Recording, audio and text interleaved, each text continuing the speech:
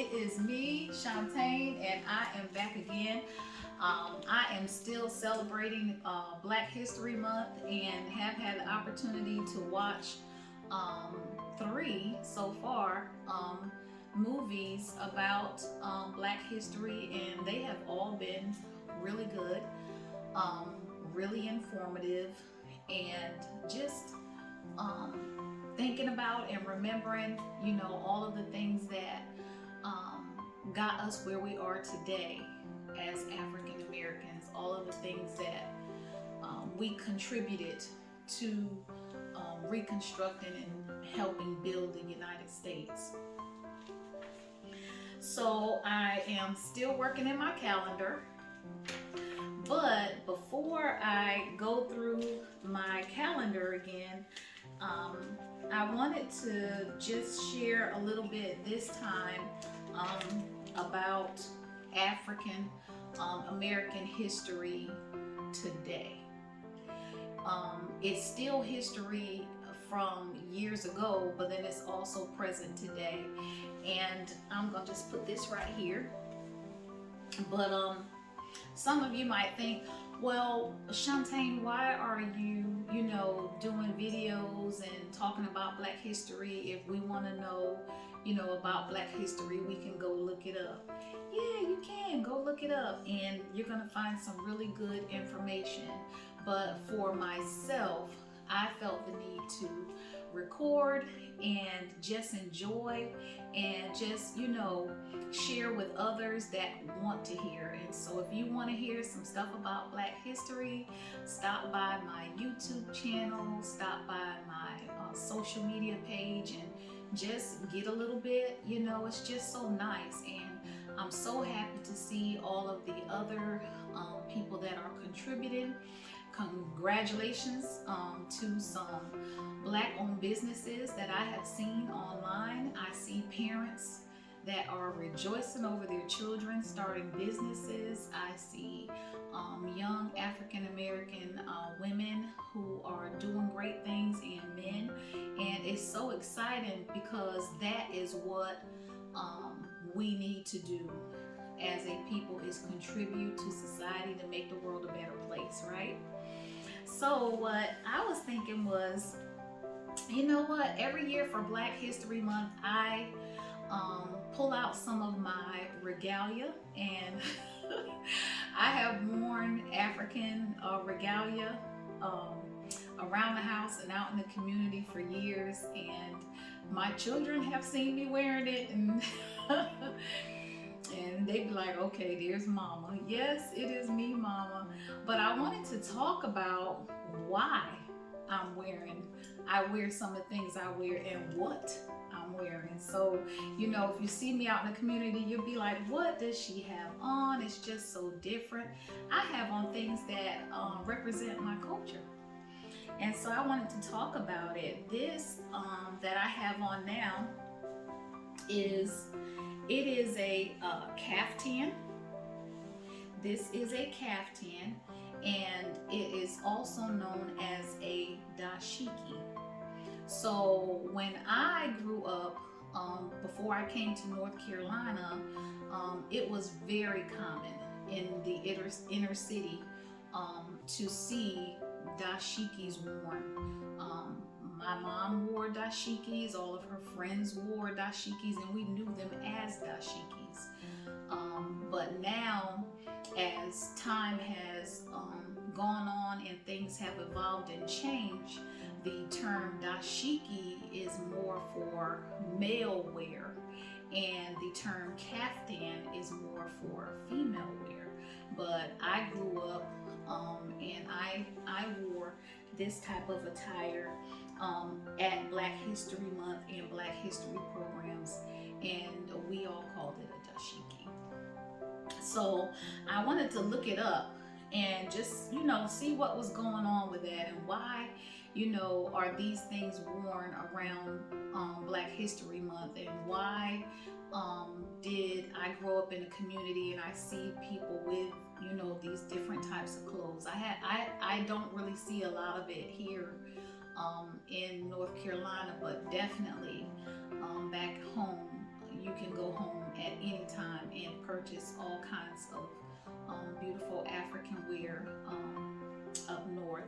So it says here, I googled this and looked it up. Yep. A dashiki emerged in the United States in the late 1960s as a symbolism of Afro-American, Afro-eccentric identity. The dashiki was used to unify the Black community, and it was also worn by hippies that supported Black unity. So yes, this is just so awesome because I can remember growing up, and it wasn't just African Americans that wore dashikis. It's very diverse in Connecticut, and a lot of different people wear and wore dashikis. I was born in the 70s and grew up in the 80s, so I definitely came up seeing it, and it was developed in the 1960s. It says here that in 1967, Jason Benning coined the term dashiki along with Milton Clark, Howard Davis, William Smith, and they created a brand, and we hear that term now, a brand, and it was called the New Breed Clothing. So this is termed as a brand called the New Breed Clothing, and the company was established out of Harlem, New York. So the dashiki, the kaftan, you know, the bringing in of the African fabrics and prints extended and originated out of New York. And then I was like, well, if it came out of New York, what part of, you know, Africa did it come from? You know, because Africa is a big continent, so what part of Africa did the fabrics come from? You know, what tribes did it represent? And it says here the dashiki was worn primarily by African American men. The kaftan was worn primarily by African American women. And one of the distinct differences is with the dashiki for the males, it's cut off and it's shorter, and for the females, it's more like a dress. So it's more like a dress. The design of the dashiki and the kaftan originated out of West Africa.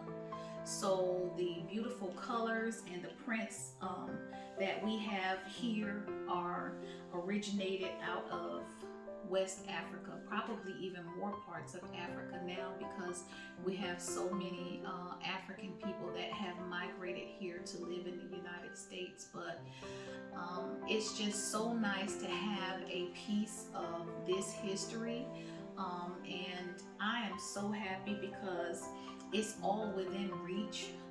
This particular kaftan that I have on now, I got right here in one of our community stores, and it's just nice to be able to go in and be able to pull a piece of history right right into your home and put it on and enjoy it. So that is one of the things that I want to talk about, and this is my dashiki for this year. And then some of the jewelry,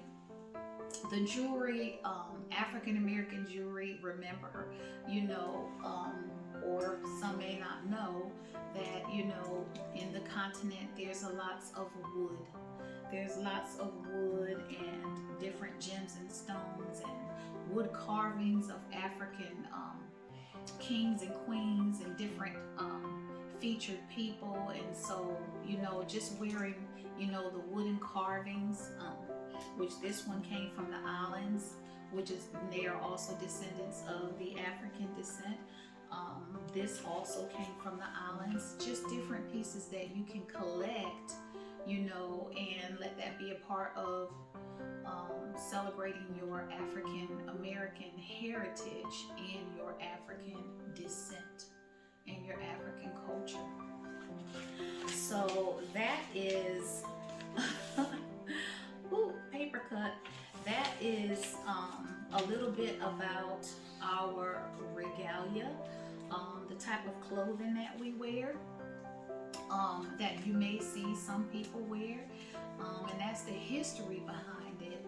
And it's just a wealth of knowledge out there now, and a wealth of opportunity to get all kinds of beautiful stuff. And I have a lot of friends that are African, that are doctors and nurses, and you know, when they wear their African attire, and you see the women with the beautiful jillies on their heads that look like halos, and it's just a beautiful thing, and I embrace it. And I just hope that this was educational, for everyone, but more so enlightening about who we are and the beauty of our people, and how we represent ourselves as United States Americans. Thank you.